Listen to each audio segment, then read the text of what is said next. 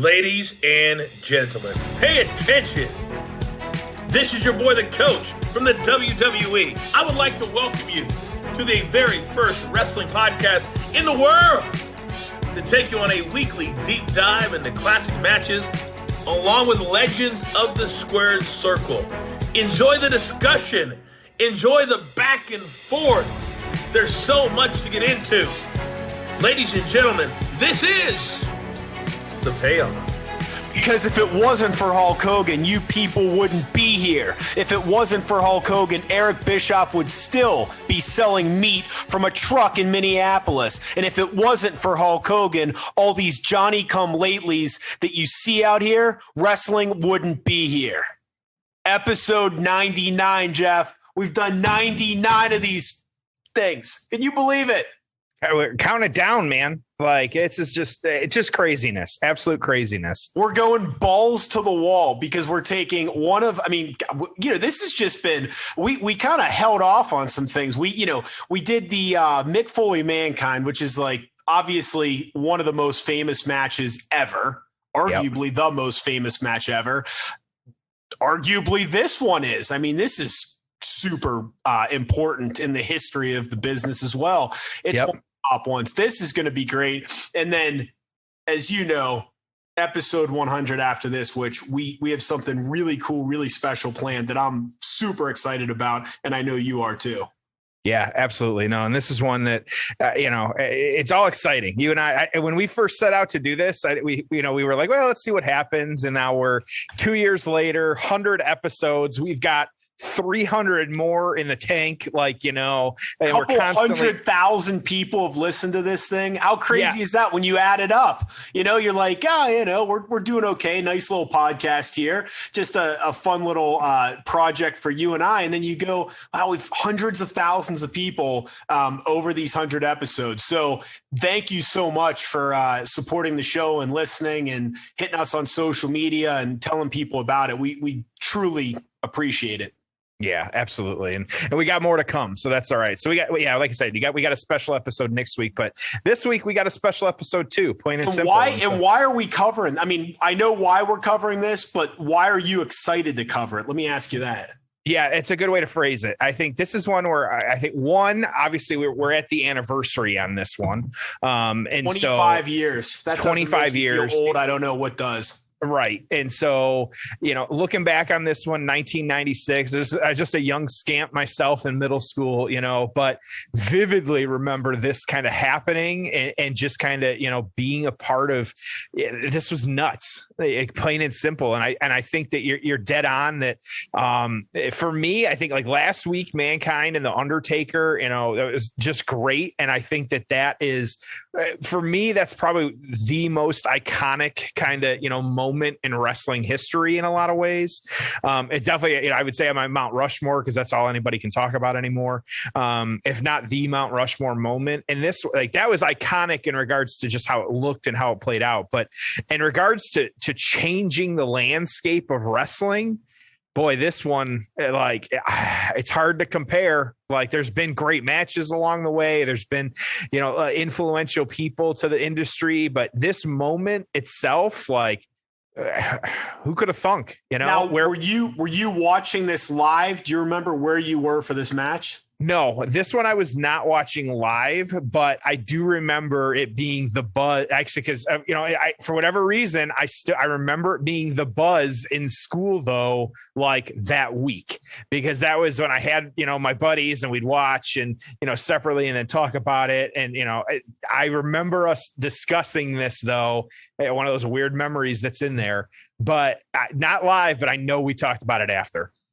Yeah, I was fortunate enough to watch it live. We had one of those, a friend of mine had one of those scramblers. So we watched a lot of the pay-per-views. I was not watching every WCW pay-per-view then, but I'm like, I got to watch this thing. And Jeff, it's just one of those moments in wrestling where I guess unless you read the dirt sheets, and Hogan's name was floated a few days before this, which we'll get into during the match. But I had no clue. Because what I had heard or read or whatever we did in 1996, talked about on AOL, I guess, maybe. But I'm thinking Sting or Luger. and I probably would have been shocked if it was Savage. So I had no clue, and you're right in that sweet spot where you don't think you know everything and you haven't thought of it yet. And I'm 12 years old, and we'll talk more about it, but I remember just being shocked. Holy shit. I mean, in the history of the business, how many just holy shit, oh my God, real true moments are there? And I'm talking like top tier all time. There's the Hogan heel turn. There's Foley getting thrown off the cage. There's Taker losing. Yep. I mean, right? Maybe there's 2 or 3 others that are in that like top, you were shocked category. And I know there's a lot of great surprises and great things that have happened over the years, but I'm just talking like never in a million years. Oh my God. So anyways, this was such a blast. Yep. We got so much to talk about. I don't even know if we're going to be able to fit it all in, but I'm really excited for this one. How about you? Yeah, we're going to get into it because this is a fun one to watch. It's a fun one to talk about. And, let's just jump right in. All right, let's get into the build. Oh, it's time for the build. All right, so July 7th, 1996, WCW Bash at the Beach 1996. We're at the Daytona Beach Ocean Center, 8,300. The show started off with what was ranked, according to Meltzer's reader poll, by far the best match. So he had 182 people submit the poll. Serious question. Like, I wonder back in 96 how people submitted to the poll. I'm assuming they probably emailed him, right? Like, hey, after the show, email or leave a message. I mean, I'm guessing by then it was email. So 182 people voted in this poll. 172 said the best match was this opener, Mysterio Jr. and Psychosis. The other 10 said the main event. So just apparently a great match. I mean, maybe one we even want to cover. And really, this pay-per-view, as we might get into later, was extremely well received, 74.4% thumbs up. So people loved it. So we open with the cruiserweights. Then we get John Tenta, Earthquake, defeating Big Bubba, Big Boss Man, with Jimmy Hart. So a very WWF match there with some just shit ass gimmicks in a Carson City Silver Dollar match. I have no idea what that is. Man, this was a gimmick. This was like an uncensored pay-per-view, because then we get DDP defeating Jim Duggan in a taped fist match. Then we get the Nasty Boys defeating Public Enemy in a double dog collar match. So, Jeff, I don't know if you and I talked about this or if I read this somewhere or what, but the Nasties had some kind of fun street fights back in this era at WCW. So I'm sure that was a fun match. Dean Malenko, your cruiserweight champion, defeating Disco Inferno by submission. I would assume the 4-leaf clover. Steve McMichael is going to defeat Joe Gomez in 6 minutes and 44 seconds. My guess is that match was probably about 5 minutes and 44 seconds longer than it should have been. But, and thoughts go out to Steve McMichael, really battling a very, very bad condition. Just tough to see some of those pictures of these people that you think of as these big, tough, just statues of humanity. It's just tough to see them suffering like that. That was a negative half-star match too. Okay. That's rough. Yeah. And then we get Ric Flair winning the United States Championship in 15 minutes by defeating Conan. He was accompanied by Miss Elizabeth and Woman. Then we get the Giant and the Taskmaster defeating Arn Anderson and Chris Benoit in 8 minutes. And then the reason we're here, main event, 6-man tag, the Outsiders, along with their special third man that they didn't even really know up until the last minute. That's the great part about this. About the week before. Yeah. Defeating, we typically don't spoil this, but I think we all know how this one ends, but they would go against Randy Savage, Sting, and Lex Luger. So, technically a no contest. The winners of this one or lose no contest. Like that's less relevant. Yeah. So that Mysterio Psychosis match got 4.25 stars, and then, nothing else remarkable on the show. But overall, man, a really, really good show. And WWF was doing some good stuff around this time too, because ironically, you talk about some big moments. This is right on the heels of King of the Ring, where you had Steve Austin become Austin 316. And he was just, I forget what he was just on. I think he was on Busted Open Radio recently, and he was just talking about the story of that. And again, it's just none of that was planned. The Stone Cold Said So, that was new. The Austin 316 was only because of Jake Roberts cutting a religious promo and Michael Hayes telling him about it. It's just crazy. But then you had Davey and Shawn, Taker and Mankind, Warrior and Lawler all on that show too. So, man, you talk about a fun time to be a wrestling fan. 96, 97, 98.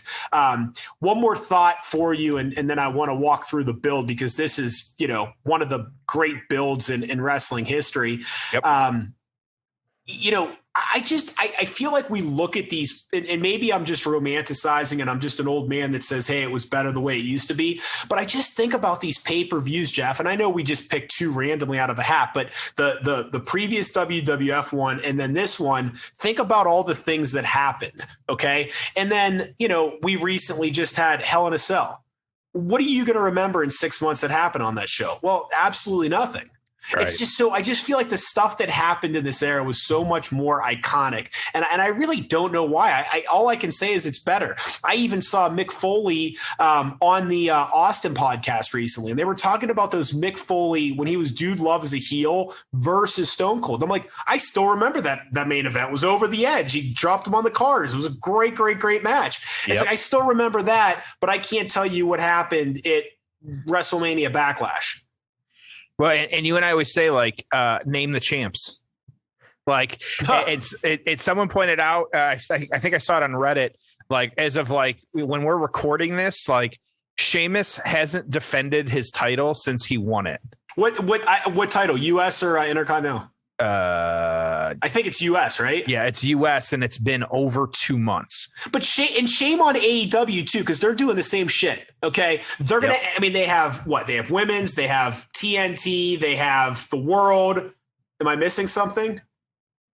Sure, you are, but I think they're going to add something. They were talking about women's tag team titles, and I mean, it's just it just becomes too much, man. All right. Yeah. Storyline. Okay. How do we? Yeah. This is just one of the best builds ever. So we'll start with it was May 27th, 1996. This was a couple weeks ago. And for those of us that, we follow enough Instagram accounts and Twitter accounts, this video was making the rounds at the time. I'm sure everybody kind of saw it. This is when Scott Hall, made his first appearance on WCW television. I say Scott Hall because we didn't know who he was, because at the time he was unnamed. He was unannounced, but showed up declaring, that he was invading WCW, and that, he was here now. And so that video kind of making the rounds. He just kind of walks, they're at the announce table, and then he kind of walks up there as well and is kind of hanging out.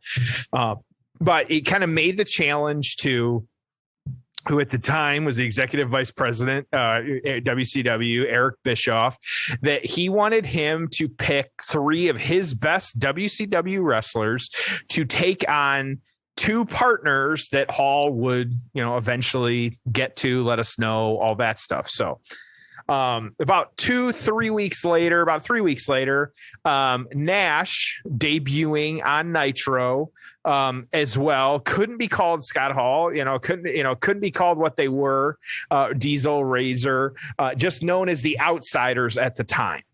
And so kind of rolling with that. But at this point, you've got these 2 guys really coming over from WWF at the time, announcing that they were there, announcing that they, going to be a part of this, and just kind of totally unexpected. It was one of those where, them showing up, you would have never thought. That is just how it was, like you said, unless you kind of knew the dirt sheets at the time, like you and me being, I say, kids, younger, we wouldn't have known what was happening and what was going on. Can you imagine how much fun, and maybe it's still true today, I don't know, but how much fun it would have been to watch this stuff and not have a clue what was happening behind the scenes, like legitimately tuning into Nitro and being like, holy shit, that's Scott Hall. How's this Razor Ramon? Like, how's this possible?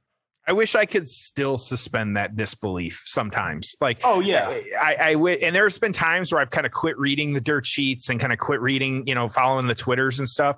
And I actually do enjoy it a little bit more. I think that's why my partner, she enjoys she'll come over and watch with me and she has no clue what's going on. Like, and what she likes is obviously totally different than what I like because she has no preconceived notion of what's happening or what's going on. Like, she likes Bianca just because she likes Bianca. She thinks she's cool, stuff like that. But yeah, absolutely. I wish. And this was a time that we didn't know any of this. Like we didn't, how old we were, other people I'm sure did. But even then, kayfabe was still alive, still is today, but that's different. That's a different conversation. So Great American Bash though, that June, Bischoff kind of accepted the challenge, told Hall and Nash that, that they would find, or, he would come up with 3 people. He knew who they were. He wouldn't reveal it on the spot. And so I went back and watched this clip. It was actually kind of cool to see after Bischoff refusing to tell Hall and Nash exactly who the 3 people would be. Nash gave a power bomb to Bischoff. It was actually off the stage through a table. It actually did look pretty good. I went back. It looked awesome. I went back and watched the clip. It's actually one of those that was worth going back and kind of checking out. And that was before. That was that was before that kind of stuff happened a lot. Now it's like, again, it's just your eyes trained that like when, an entrance is built, you're like, okay, what could somebody get thrown through? Right. Yeah. But back then that just didn't happen. They had those like 2, tarp things on each side. And it was one of the better like stage bumps ever. And again, now we're conditioned to see them, but it didn't look super worked. Yeah. Which was part of why it went over as well as it did. So, and that's why I get frustrated, Jeff, sometimes when like that Jericho spot he took, like you can make a really safe bump look really, really good. Like you could have had a huge pad under there, but the way it was shot, he just gets dropped into darkness and you're like, holy shit, versus, now it's like you see the crash pad. It's like, well, how come in 1996 you were better at shooting this shit than you are now? Well, did you see the secret hand at Hell in the Cell moving the table? No. I know you've been out of town. I heard about it, but I didn't know what happened. I know that you were on holiday yourself, as I like to say, and it was a gif of a hand underneath the ring, kind of moving the table that Drew went through, like kind of back into place. The camera angle was weird, like you couldn't. So whose hand was it? We don't know. It was obviously came from under the ring. It was obviously someone. There was some kind of crash pad. There was something that we didn't see, and then when the camera cut back to them, they were moving the crash pad out, which we didn't see a crash pad ever. Are you talking about the choke slam spot off the apron? Yes, that Lashley gave to McIntyre, which was an awesome spot. But after the fact, they caught this hand that was like moving the table back into place, and the only thing everybody can assume is that there was some kind of crash pad underneath. And because when he took that bump, I'm like, holy shit! So maybe they had a little bit of a pad because there's no crowd, obviously. So they had a little bit of a pad. They removed the pad or something like that. Yeah, and the hand trying to put the table back so it looked how it should. You caught the hand. Yeah. Do you think Kevin Dunn will get fired over this? I doubt it because Kevin Dunn will never get fired. And so he'll be there after Vince is gone. And that's my dislike of Kevin Dunn is a story for a different day. But yeah, so how many quick cuts can you get in a 5-second spot? So okay, so anyways, the next night after you got Bischoff going through the table, it's a Monday Nitro. You have Savage, Sting, and Lex Luger chosen as the ones to face the Outsiders. So, but even though at first Bischoff wouldn't reveal his partner or his team, the Outsiders are not revealing the identity of their third person, but just continuing to really just interrupt at events, kind of just be a thorn in the side for really the better part of a month in the kind of lead up to this. So that's what Hall and Nash, what the Outsiders is doing. So what was going on with, we've got, I'll say Team WCW on this one. Savage, World War III, actually, it was November 1995, just a few months prior to this, 6-8 months. He actually won his first WCW World Heavyweight Championship. It was the 60-man 3-ring battle royal at World War III. After that, he kind of, was feuding with Flair really through the first half of 1996. Sting, this is when we started to get I say, like, darker Sting, not the full turn yet. We hadn't gotten that to this point, but we were starting to see it a little bit. Like, even in this match, his hair's a little bit longer. The tights are, a little bit darker. They got the face paint, but it's still one of those where Sting was starting to change a little bit. And we'll talk about that more in the aftermath in regards to, what was happening. And so, but this was still, I say, the America Sting, all that. And he did have the scorpion on his tights, but we'll get there. So, but he also did some tag work with Lex Luger and Booker T. It actually worked with Lex quite a bit. I kind of dealing with this both before and after, but we'll get there. And then Luger is actually uncensored March 1996. He was a part of, and it's on our list to one day covered, but the Alliance in the Tower of Doom steel cage match. This was taking on Hulk Hogan and Randy Savage. It was Hulk Hogan and Randy Savage beating Ric Flair, Arn Anderson, Ming, the Barbarian, Lex Luger, the Taskmaster, Z Gangsta, and the Ultimate Solution in the Doomsday Cage match. This one, it was just a mess. But Luger actually costing his team the match after he hit Flair on that one, and so he had been involved with that a little bit. But and like I said, just in the quick lead up into this one, the Bischoff promised we were gonna get a 6-man tag match. They were calling it a hostile takeover match. And then just before this, you have Hall and Nash come into the ring by themselves. So even they're in the ring as you and I have the match kind of queued up at this point. They are standing there with just the two of them. You've got Savage, Sting, and Luger actually all wearing the old Sting style face paint, kind of to show the teamwork that they were ready to go together. Did you like that, or did you think it was stupid? It's gimmicky, but it works. It probably fit 1996. I don't know. Part of me is like, they just look so stupid, especially Luger. Oh yeah, absolutely. Reason. Like, it's gimmicky. I'll go with it. So that's fine. And so that's it. You've got only the 5 men. We still, as of this match, have no clue exactly who the 6th man will be. But we're ready to go. Thoughts, Tom? I got plenty of thoughts. We're going to talk about them during the match. So here's the deal. Bash at the Beach season 3 on Peacock.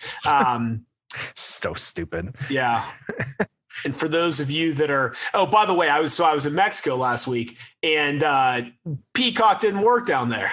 Oh, really? Oh, I went to watch The Office before bed one night. This thing wouldn't work. I was so pissed off. And I'm like, well, I wonder if my WWE network will work here. So I was saying, did you check your network? Yeah. So whether your network or your Peacock, a 2-hour and 21-minute mark on the dot, 2-hour, 21-minute, Bash the Beach 96. Jeff, are you ready? Let's do it, man. Count it down. All right. It is time for the payoff. Oh, it's time for the payoff. They look so stupid in this face paint. Face paint, yeah.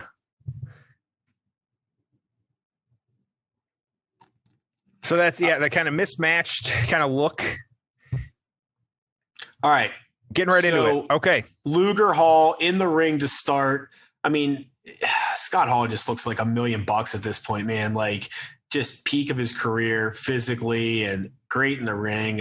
Everybody looks great. Yeah, absolutely. Well, I guess they all do. You're right. Yeah. I mean, they all look fantastic. I mean, Hall and Nash, were they ever higher than kind of like right now? Like, I'm sure there were times, but like they were pretty sky high at this point. Like, kind of crazy. Yeah.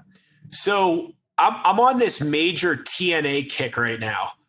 And the reason being, you said that. Yeah. Well, I've been listening to Jeff Jarrett's podcast, and it's really, really good. It's like the best thing Conrad's doing right now. Yep. So I'm listening to it, and I started watching some TNA in the morning when I'm doing my cardio.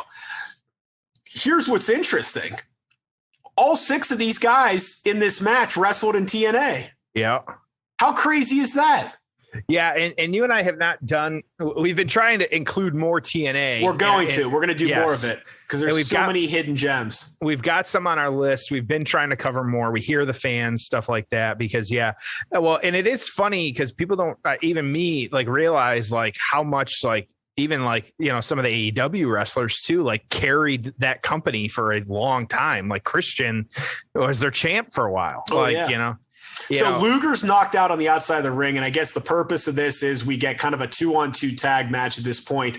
Then I remember, as I'm watching this, as a 12-year-old, I'm thinking, oh, Luger's going to be the bad guy, right? He's going to come back, and this was all like staged so he could come back. So, you think you're going to get that. So, by the way, Luger, he was the one I'm like, did he there's no way he wrestled in TNA. He did. I found a clip and I was like, oh, how's this look? Man, he had like not a massive gut, but he like had a gut on him. And here's what I couldn't believe is he's coming down to the ring. They're like, Lex Luger has not wrestled in 3 years. The last time you saw him was on WCW, and he's coming out right after Miss Elizabeth died. And I'm like, what?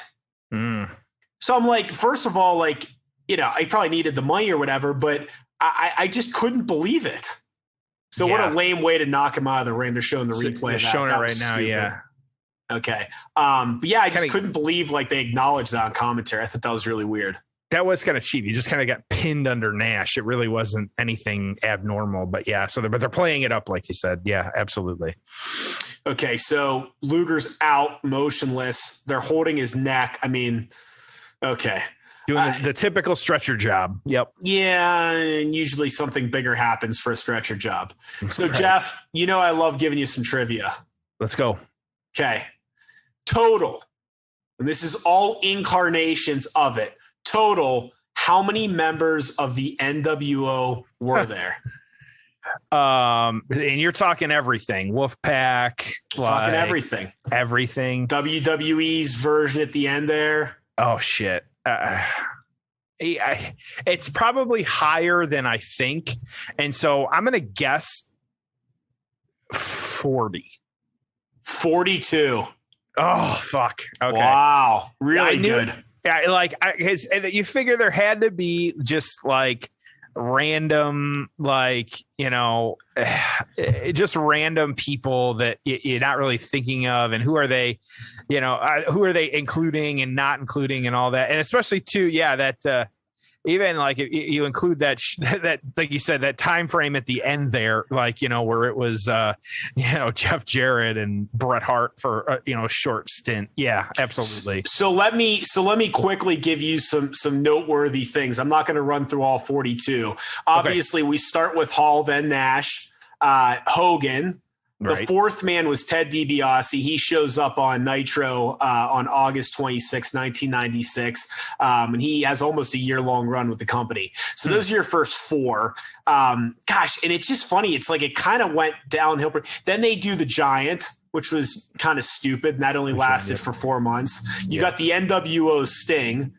Then you got X-Pac, which was good. Then you threw in Virgil. Which, did you see Virgil made the news again? I did, yes. I charged Brooke Hogan $20 for a selfie.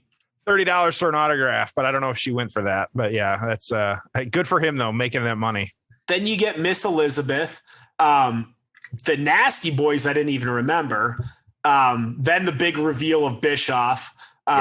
Bagwell, IRS, Big Boss Man, Norton, Chono, Savage, Muda, Tenzin, Conan, Kurt Hennig, Rick Rude, Louis Spicoli, didn't remember that. Dusty Rhodes, I do remember him turning heel at one point. Crush, Scotty Steiner, Brutus Beefcake, Nick Patrick.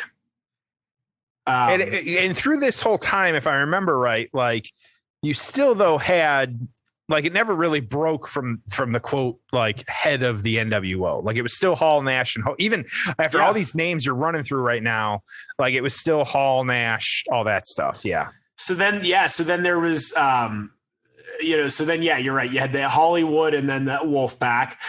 Then you had, and I don't even remember them calling themselves this, but the NWO Elite. And that was after the Finger Poke of Doom. So that was kind of a scaled down version. Then they had Black and White, which was like the B team. And then there was the NWO 2000, which I just remember reading about, but that was when Hart, Jeff Jarrett, Nash, Hall, Scotty Steiner, and a few others. So, it's exhausting. And then the final member, I'll give you one more piece of trivia and then we'll move off of this. The final new member ever of the NWO was who, Jeff? The final person? Yeah. And I actually think I would have gotten this right. I don't know. Shawn Michaels. Interesting. Okay. Yeah, how long was his run? He was when he was retired, he joined. Got it. Okay. So I'm guessing it was like him and Nash probably. And yeah. Yep. All right. Tell everyone what's going on. Yeah. So we're still just kind of just your standard match at this point. Like you said, Luger's gone. So you've got Sting and Macho currently in the ring, or Sting and Macho and Nash and Hall. You currently have Sting and Nash kind of going at it at this point.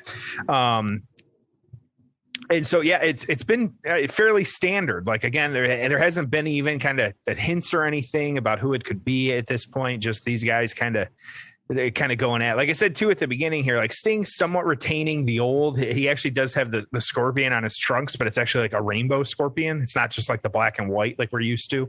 So that's kind of interesting. They're kind of cutting the ring off. So at this point, it's been a fairly standard affair in regards to the match. You got Macho trying to make some saves, but fairly standard. So one of the names that was thrown around was Bret Hart, because remember, this is after Shawn becomes champion, and technically he wasn't I don't believe was under contract at this time, although I think he had agreed to wrestle a tour in South Africa in September. But, I'd argue that that's probably the second best. I mean, correct me if I'm wrong. I mean, think about 96 realistically, who's out there that, isn't under contract. Like, I don't know if there's a better name if it wasn't Hogan that you could have gotten than Bret Hart. Yeah. And I don't think there is, at least in regards to what, how the reaction you could have been getting for, like, that's why I feel like some of the we've seen it in AEW, like some of the announcements that they make and the reactions they get like have been underwhelming. At least how they've been received online have been underwhelming. But like who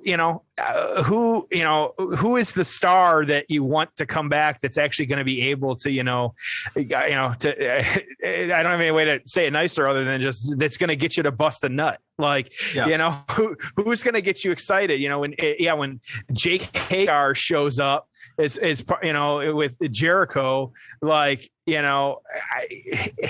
people weren't super excited about that. He's been fine since, but there's only so many names that are going to be able to get you super excited that are going to be able to go over that way. And like you said, I think if anything, this could have been the time where you saw some people like break their contract and just kind of show up. I think that, this is crazy time in wrestling. So something like that could have happened, but other than Hogan and Bret, like who? Like, but even play it out with Bret. If Bret came out, you would have known it was him immediately. That's the beauty of it, is Hogan comes out and you're like, oh, it's a WCW wrestler. He's a good guy. He's coming for the save. If Bret came out, the minute you saw Bret, you'd be like, holy shit, he's the third man. So it would have actually been as surprising. And then again, I think if it would have been Sting, this whole thing could have been gone in a few months. I mean, it could have flamed out real quick. Yeah, absolutely. And this is, I think we'll talk about in the aftermath, just kind of how important what's about to happening was. But yeah, and I think too, and there's a reason it's 83 weeks and why they, Bischoff calls it that, of how, them dominating after this point and kind of what happened. So Macho trying to pump up the crowd too. But yeah, it's just crazy. Yeah. So you want some Meltzer takes? Everyone always wants some Tom Meltzer takes. So this quote, and I'm quoting Meltzer here. No doubt Jeff Jarrett and Ted DiBiase will join the group in the fall when their Titan contracts expire. The Nasty Boys teased on Nitro jumping to the group, and no doubt a few others will jump along. Blah, blah, blah, blah, blah, blah. Titan talent who's under contract comes to you, such as Davey Boy Smith. So if you throw enough names out there, eventually you'll be right. Jeff Jarrett, obviously, wrong. DiBiase did join. Davey Boy Smith did not join. Nasty Boys did eventually. The other famous thing, of course, is the Mabel thing. And so I will. Do you want that quote? Let me pull it up for you here. Yeah, if you got it handy. Yeah. Now I will give Meltzer credit. So on the July 8th Observer, my feeling is that it's Hulk Hogan, because a reader who was working on the set of the movie said Roddy Piper and Hogan were talking about it. So he had the scoop there. which would have sucked if you actually read the Observer. Now, of course, that was July 8th. So I believe you would have received that after the pay-per-view aired on July 7th. Of course, I don't know when you would have received it in the mail. But here's the July one that's famous with everyone. And I quote, "As for the identity of the third party in the 7-7 main event, it's really a secret. Lex Luger, who was the original plan," which Bischoff said no, "I can't see that happening because it would almost be an exact duplicate of the Steve McMichael angle. It could still happen, but I don't think." Bischoff, Hall, and Nash were discussing names this past week with Mabel as the top contender. Let me repeat, with Mabel as the top contender. Crush being considered. Yeah, and that I almost wonder how much of it is a plant. Like, it has to be. Like, whatever his sort, you always wonder, you see in the movies, like they put, the 3 lies out there. And then whichever one comes back through the pipeline, you can find out who's leaking and stuff like that. Like that one, I feel like has to be a planted leak because it just makes no sense at all. Well, and here's the issue. Again, when I read these things, that's not journalism. Yeah. Okay. It's not. That's you and I bullshitting at a bar having a couple beers. Oh, I think it might be this. Oh, I think it might be this. Now, he had some sources, but it's this weird thing where it's like, and again, he is what he is. He's made a very nice living in professional wrestling. Yep. I don't begrudge him for that. But I think the challenge with it is always, what is it? Because a lot of it's just fantasy. A lot of it's just speculation. A lot of it's editorial, okay, which isn't saying, hey, Tom Brady signed with the Tampa Bay Bucks. It's saying, hey, I think Tampa might be a landing spot, but Denver could be a really good spot as well. And I think that Denver's actually very interested. I mean, you're just making stuff up. You're filling out words. But that's not journalism. I remember at the time too, Brady was going to Detroit, but anyways, but that, just shit like that. Absolutely. So it's just, again, so it's not journalism. If he was actually doing journalism, he'd have about 25% of a newsletter each week in terms of words. So you got to add on run-on sentences. You have to add in speculation. You have to editorialize and write columns on this stuff. So you're a movie critic and you're a journalist and you're kind of just making some shit up based on some sources that are working you. And you get this Observer and you get this thing. So what is this thing? I mean, it's absolutely not journalism. It's not completely a column. But it's been helpful. It's great to refer back to. It's great that there's some history of this stuff. But it's interesting. Well, and I take your point about the, having, these, is he a journalist? Is he not? Like, hey, we finally get the hot tag from Macho. This goes back to, again, breaking, recently, like all the releases and things that were happening, but your thoughts on, and I have thoughts too, this match is coming to a close, so we may have to cut it short, but the writer saying that she knows nothing about wrestling and then her getting fired for going on a podcast and saying so. I mean, it's idiotic. So let's stop being marks here for a second and let's think real world. Okay. And real world is I got hired to do something and I'm now telling people that love that company that I know nothing about that company. Yeah. Right. So I'm trying to think of a good example of something. A good example, I don't watch Lord of the Rings, but I just got hired to be a writer for the upcoming Lord of the Rings movie. Yes. And Jeff, I've never seen the shit before. Well, as a fan, you're going to go, what the fuck? Yep. Right? I mean, clearly, and there's nothing wrong with that. So, I'm not a cancel guy. I'm not a fire everyone every time someone screws up. That's not my shtick. I got to stop you because Hogan has come down and has ripped off the shirt and has now given the second leg drop to Macho Man. And so now the mystery person high-fiving fans look and everyone's on their feet. No one knows what's happening. They're in absolute shock, right? And here comes, I saw a piece of it, but here comes the first of the debris that we will start to see getting thrown into the ring. So Macho Man's laid out. Sting is laid out. You got Hall, Nash, and Hogan now in the ring, tossing the ref out. Ref bump. And Hogan even has like a different look on his face, right? He just looks mean. Yeah, he really does. Yeah, I'm with you. I think it's just all kind of crazy. Yeah, like I don't care who they hire, but yeah, I would not go out and say, hey, I know nothing about this either. Like, yeah, so I don't. Should she have been fired? I don't know, but it was just idiotic to do it. And I actually completely understand people being upset about it. Now, I wouldn't attack her personally, but I just say, it's kind of stupid. So, well, and I think that's how WWE framed it. I'm sure is because they weren't happy that she said it. But here's the frustration. When I read it, here's my frustration.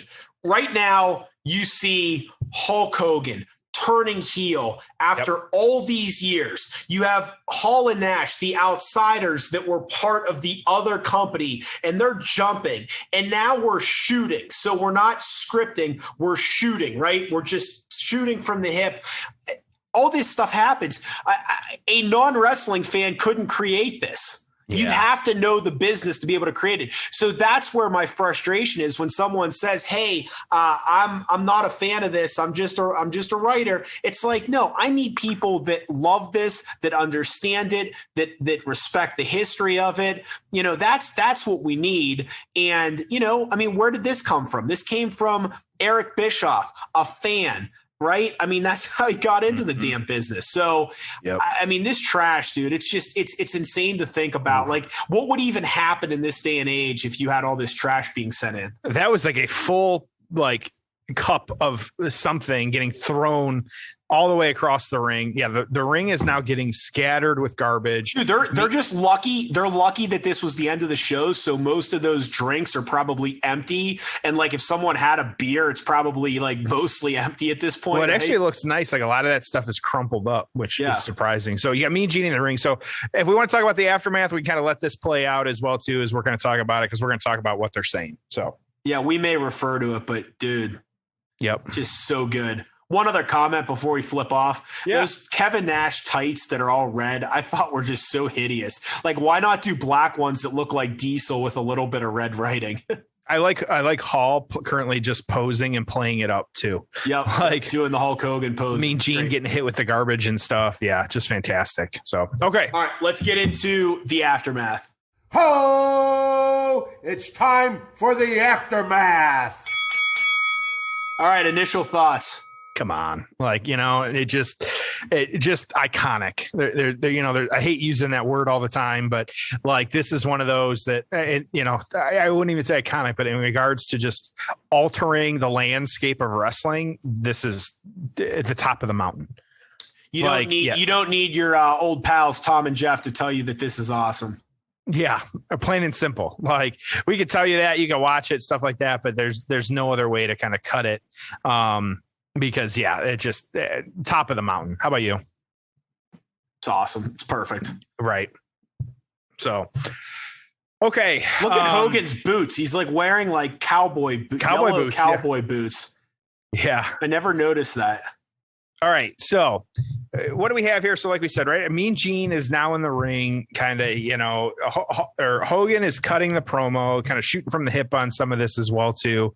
But the biggest piece of this that comes out of it is, him saying that this is now the new world order of wrestling, which of course then giving the name the New World Order. So,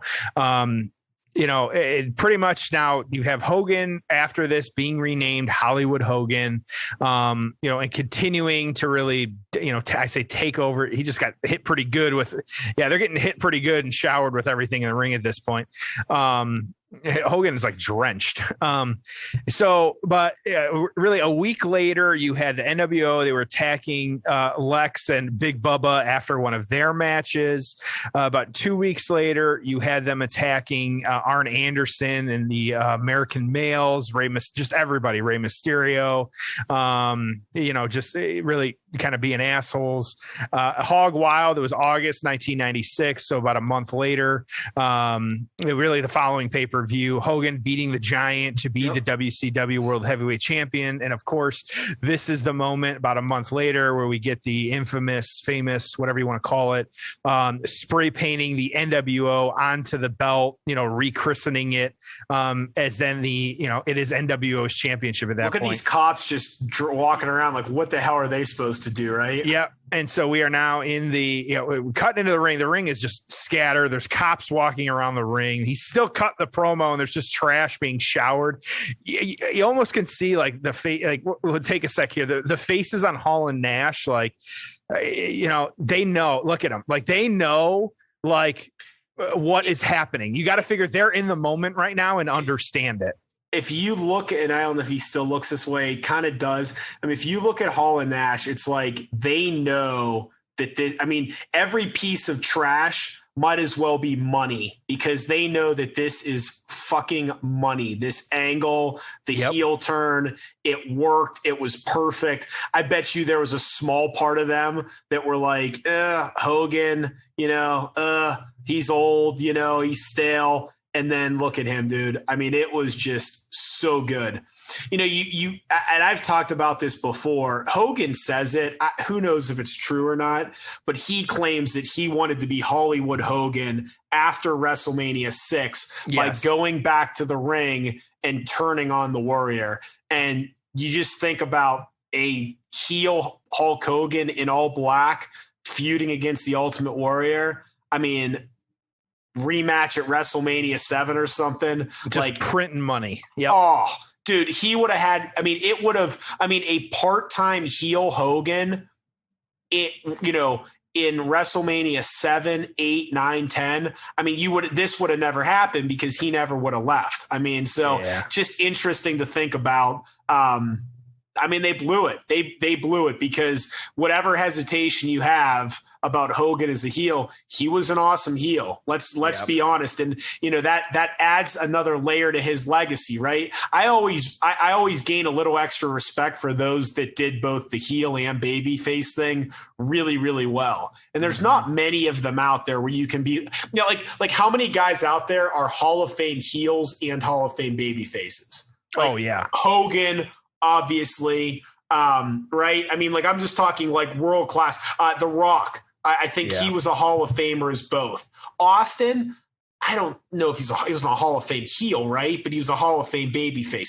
I mean, was Flair ever a Hall of Fame babyface? Yeah, probably not. Not really was known for, Yeah. So again, I'm just talking like how many people did both. Like Diesel, was Diesel a Hall of Fame babyface? No, he wasn't. Right. I think you could argue Shawn Michaels did both really, really well. But again, there's not a lot of guys that did both really, really well. And so I think that's one of the things about Hogan that, I have a lot of respect for is just how good he was in this role. And who knows if, 1992, this would have worked, but I just have to think it would have. I think you could even make an argument, Jeff, that a heel Hogan after WrestleMania 6 would have been more villainous than this Hogan, because this Hogan eventually kind of got cheered. Yeah, right. Yeah, and how they played it and the angle and all that. Yeah, and that makes sense. But it's just kind of looking back on it. Of course, the what ifs are always interesting, and so. But I think that this is how it played out. I don't know how it could have been better. So, quick notes on just everybody else, though. Just real quick. Of course, you had the Outsiders. They ended up winning the tag team championships at this point, kind of creating the Wolf Pack in 1997. You had, defending the titles against the Nasty Boys, the Faces of Fear, Barbarian and Ming, just kinds of all different things. Luger, kind of being one of the main people to kind of go against the NWO, had a match, him and the Giant against the Outsiders. So they won the tag team championships in early 1997 from them. But of course, it was immediately Bischoff, he is, giving the title back to them. And so just kind of interesting how that played out. Sting kind of defending as well too. You have Sting getting a little bit darker after this as well too. So him kind of playing that up and, kind of feuding with Flair, teaming with Flair and Anderson. There was the War Games match as well too with Team WCW and just kind of doing that. That was the imposter Sting angle as well too. And kind of getting into that a little bit, which we'll talk about a different day. So that kind of led to as well, Roddy Piper coming back and confronting Hogan as well too. So you had some of that, with Savage and those types of things going on. And so there's really, it's just such a major part of not just WCW, but wrestling history as a whole. Everything, that's why I talk about stables all the time on this show. And I wish we had more stables and things like that. I know NXT is trying to do a little bit more of it and things like that. It's proven that it can work. This and DX, no, you don't need 42 members, but over time, there's no reason. Just try it more often. I know there's talk of the New Day being reunited on Raw and Big E still being a singles. Great. Put them together, have a singles guy and have a tag guy. I think 3-on-3 matches make things a little bit more interesting. Mix it up. Have some. Dude, you and I've talked about this before, but Shield, Wyatt's, 3-on-3 in the ring. People went absurd before they rang the bell. So are you going to recreate the NWO? No. But can you recreate DX? Shit, maybe. Can you recreate another New Day? Why not? Can you recreate a Wyatt's and not screw it up this time? Sure. I don't know if I care about the Wyatts and I'm like, wow, they're kind of crazy and out there. And then all of a sudden when Luke Harper is one-on-one against someone else, I kind of care more because he's part of that faction that I actually find interesting. That's where the NWO rub. It was X-Pac became a bigger star because he was part of the NWO. And if they wouldn't have watered it down, it could have really been a big deal to become part of that. Look, they're Batista and Orton. What are they without that faction? Evolution. Yeah. Yeah. Right. Well, and Michael Hayes is still backstage. Why don't we have the Freebird rule more often? Defend it. You got your stables. Let them. That's how you can get more people. That's why it was enjoyable because you actually didn't know who of the New Day was going to be defending the title that day. So give us the opportunity to see some different people. Let us, give us that chance. Things like that. That's what we kind of see. That's what we kind of want. Okay, so we got to get into our payoff scores at this point. Well, actually, we got to get into the reviews. We got to talk our payoff scores. But Tom, we forgot to talk about something in the opening of the show. It's show 99, and I can't believe we're Independence Day. We haven't talked about Manscaped once today. Well, that's a mistake. We need to. I know. I'm sitting here thinking to myself, and people online said, hey, we need to 4th of July lawnmower 4. 4.0. I don't understand. We've got, the biggest thing is, summer right now. I am now a weekly trimmer. Once a week, that's all you need it. But hey, it's worth the money at that point.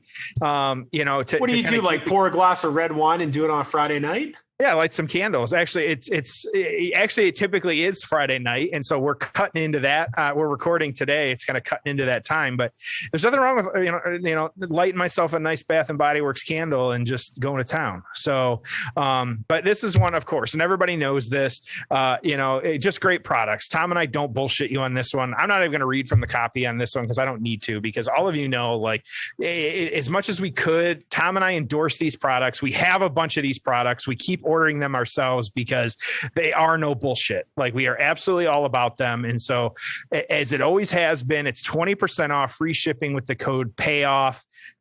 Start getting your Christmas presents early. Why not? Start thinking about those things. Tuck a few bucks aside and start ordering those things and put it away. Manscaped.com, 20% off, free shipping. The code is PAYOFF. It's super easy. You put everything in the cart. It's just like any other website. You get it quick. You don't have to worry about it. And it's been hotter than hell this summer. And trust me, it's worth it. Agreed. I use all the products. I love them. Just go on the website, browse it, see if there's anything you like. Manscaped.com. Payoff is the code. 20% off, free shipping, and it gets there fast as hell. So okay. All right. So PWI rankings for all these guys. So oh boy. Hulk number 8. Nash. Actually, I'm going to work in reverse order because it'll be a little bit easier here. Hall was 34. You had Savage at 21. Luger was 17. Hulk at 8, Nash at 6, Sting at 3. And so this is probably, in regards to a group match, the lowest rank or highest, if you will, highest rankings that we've ever had. When you average it out. Absolutely. And so, and like tightest kind of grouped up. Absolutely. So Wade Keller on this one, we've got a lot of reviews to read on this one, so this should be good. So Wade Keller. Hulk Hogan did what many thought would never happen, and some WCW officials feared he'd never do up until a few seconds before he leg dropped Randy Savage. He turned heel. The turn answered the most anticipated question in years of pro wrestling. Who would be the third man at the July 7th Bash at the Beach pay-per-view? The deal had been slated for many weeks, but not finalized until a few days before the angle occurred. And even a week or two before the angle, WCW was searching for possible backup plans. Hogan sort of turned heel last year, but backed out of going full-fledged heel. There were fears that he wouldn't do it again. The entire event was built around who the third man would be. The build-up was such that there were really only 5 possibilities: Hulk Hogan, a member of the babyface team, Randy Savage, Sting, and Lex Luger, or free agent Bret Hart. No one else was either available or big enough or a big enough deal to warrant the type of hype being given to this angle. WCW effectively built anticipation of who the third man would be to the point that any good match was merely an unwanted distraction from an upcoming main event. The match served its purpose very well, but without the storyline would have just been okay. So he gave the match 2.5 stars. One of the beat writers on this was, I agree 100% that Hulk Hogan should have been the third man. If you are going to have a team of WWF invaders, who could be better than the man that was the WWF? However, it could have been nice if the match that introduced him could have been at least a tiny bit heated and set the stage for a big entrance. Everything about this angle was done to perfection, from the introduction of Hall, then Nash, and the appearances together, and the assault of Bischoff. The only thing that has failed is the actual match. I know full well that many U.S. fans feel strongly that the matches do not mean a hell of a lot. They have been educated to a hot angle, the raving interview, the loud rock and roll ring entrance. Give them the 3 things, and many are more than satisfied. This is another thing we can blame Vince for. So the Observer Newsletter, 3 stars on this one. After a 15-year babyface run, Hulk Hogan turned heel amidst incredible heat in an angle that will be remembered for years as the climax of WCW's Bash at the Beach. The heat, with a literal flood of debris being thrown at the ring, was as intense as anything that we've seen in U.S. rings at a major arena. The half-shoot, half-work interview was strong and focused enough that it incited enough heat that fans in the building were ripping up and throwing down their Hogan merchandise, and a few people were even crying. Hogan had agreed to do the heel turn about 11 days before the show, largely because there was no place left in WCW for him had he chosen not to do so. Hogan's contract with WCW was scheduled to expire after 2 more pay-per-view shows, the Hog Wild and then Halloween Havoc in Vegas, where by virtue of a sponsorship deal with Slim Jims, they had long promised a Hogan versus Randy Savage main event. Gosh, which means, Macho, because I read that as well. Macho could have gone over, and that could have been Hogan's final, and frankly, not had a lot of leverage. And then you say, okay, so where are we at? Let's just fantasy book this for a little bit, or at least think about storyline standpoint. We're headed into WrestleMania 13. Shawn's about to lose his smile. Taker, Sid. Hogan would have been in the world title picture if he went back at this point. Yep. With everything going on, it would have been get the belt back on Hogan posing at the end of WrestleMania 13 in red and yellow. Yep. Probably absolutely. by beating Sid to get back his WrestleMania 8 DQ. You're right. Isn't that, it's just wild to think about. Think about WrestleMania 13, Taker ending the show as world champion. More importantly, Bret Hart, Austin, double turn, Austin becomes a megastar, Hart killer heel turn. Imagine some or all of that being blown up and Hogan posing at the end of WrestleMania 13. And I'm not saying that like it should have happened or would have been a good thing, but it's just interesting to think about what easily could have happened. Yeah, absolutely. Just crazy. So how about our scores? What are you feeling here, buddy? This is an easy one for me. It's a 10. Yep. The build to it was awesome. Yeah, the match, it was what was, nothing great, but frankly, there's not a lot of WCW main events that are that good. It was your run of the mill, older veteran WCW talent in a main event. Nothing spectacular is going to happen from a bump standpoint or, anything like that. But yeah, I mean, it was the ending. Didn't see it coming. Didn't know it was going to happen. I thought the way they set it up, where here comes the hero and he's coming out looking like a baby face, and then he drops the leg. The fact it was on Savage, the promo after was great. The trash, him cutting the heel promo on Mean Gene. There's not a better person to be in the ring than that. So again, all of it just great. The only things you could knock are the match, but whatever. And then you could knock the fact that, hey, this angle, 2020 hindsight, as good as the NWO was for that stretch, how could we have, here's the interesting thing. I mean, we could play this game all day, but if the NWO angle had been done better, and maybe, they hadn't tried expanding the roster and making an NWO show out of Thunder, and if things had happened differently in Turner, I mean, WCW could still be around today. And frankly, there could be some incarnation of the NWO. And I know that sounds crazy, but 19 years later, here we are, and TNA is still a thing, right? I mean, it's still so anything can happen, right, in wrestling. And I just wonder about, hey, could that faction have been kept smaller, kept super elite, figured out a way to, guys coming and going a lot less frequently? What could have happened? It's interesting to think about. So there are some things you can knock, but overall, 10, incredible. Loved it. One of the best moments in the history of professional wrestling. Jeff. Yeah, I have to give it a 10. There's just no other way to cut it. And this was, I was looking at it too. So this was really, this was the third week of the 83 weeks. And so where Nitro just dominated everything. And so this capped all of that off with them beating them for the better part of 2 more years. And so to say that, how they changed the landscape on this, it has to be a 10. There's no other. So yeah, no, I'm sorry. No, you're good. Okay, go ahead. Let me add one more thought. Think about today's product. And we think about the fact that, gosh, it's just a little stale.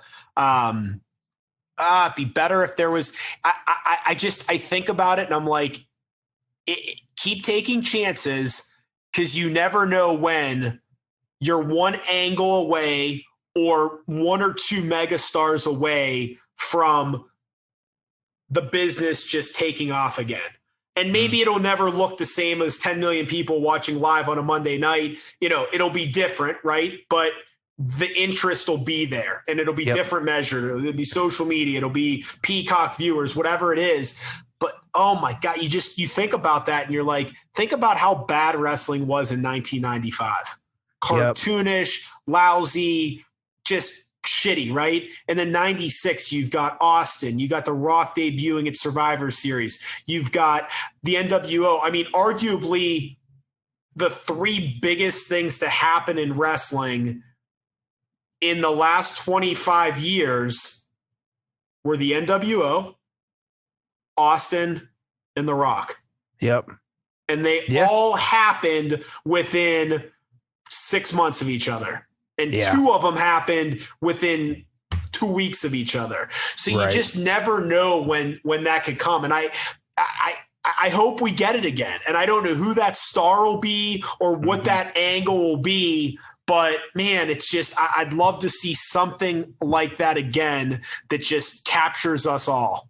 Yeah, absolutely. Well, that's what we can always hope for. So, well, good stuff. Great match. Hey, and we haven't said it, we're at the end of 99 now. We've got 100 is next. If they've made it to the end of this episode, Tom, I feel like we need to tell them. It's a long episode. There's too much to talk about. I don't care. I mean, this was fantastic. I loved it. There was just so much stuff to cover in this one. Yeah, absolutely. So, but who do we got next week, Tom? Are you willing to reveal to the masses who we have actually booked for next week? We're doing the show a little different because we have an incredibly special guest that we're bringing on. Are you willing to tell the Payoff fans who that is, Tom? For our 100th episode, we are going to discuss the greatest tag team breakup in history. The Rockers, Shawn Michaels throwing Marty Jannetty through the barbershop window. There's so much to talk about. And it wouldn't be the 100th episode without a special guest. So joining us next week, the one, the only Marty Jannetty. I cannot wait. It is going to be so much fun. We appreciate you listening. We can't wait for the 100th episode. Thank you for joining us on the ride, and we'll see you next week on an all-new episode of The Payoff.